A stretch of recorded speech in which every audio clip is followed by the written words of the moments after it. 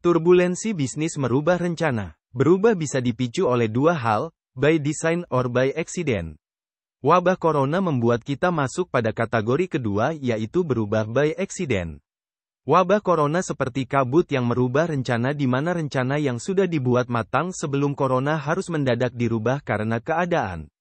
Dari sini kita dapat pembelajaran terbaik soal harus dibuatnya plan A, B, C atau kalau bisa sampai Z.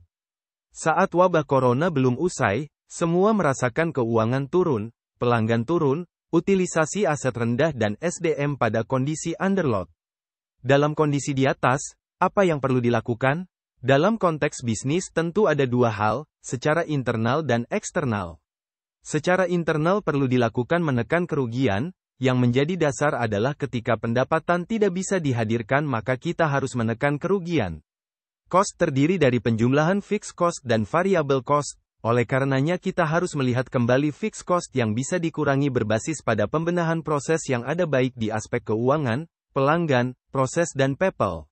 Mengurangi cost pada keuangan, membuat target total efisiensi misalnya 5% untuk seluruh unit kerja. Mengurangi cost pada pelanggan, mengalihkan pemasaran konvensional ke digital yang lebih murah biayanya. Mengurangi cost pada proses pelayanan, melengkapi alat medis dan penunjang medis untuk layanan yang banyak pasiennya, hal ini untuk menghindari pemeriksaan keluar yang dapat mengurangi income.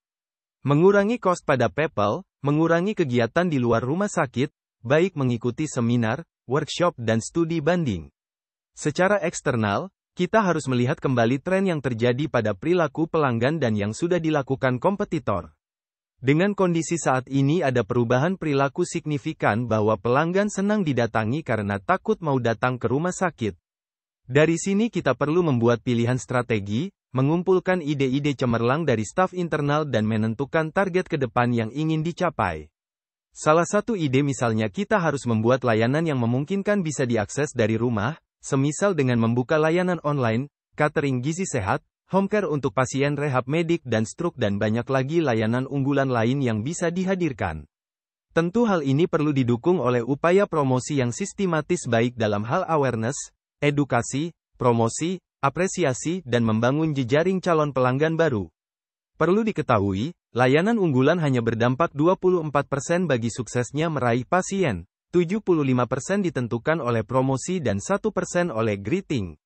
Dan dua hal ini sering diabaikan, karena kebanyakan fokus pada membanggakan yang 24% saja dengan bahasan yang tak ada ujung finishnya.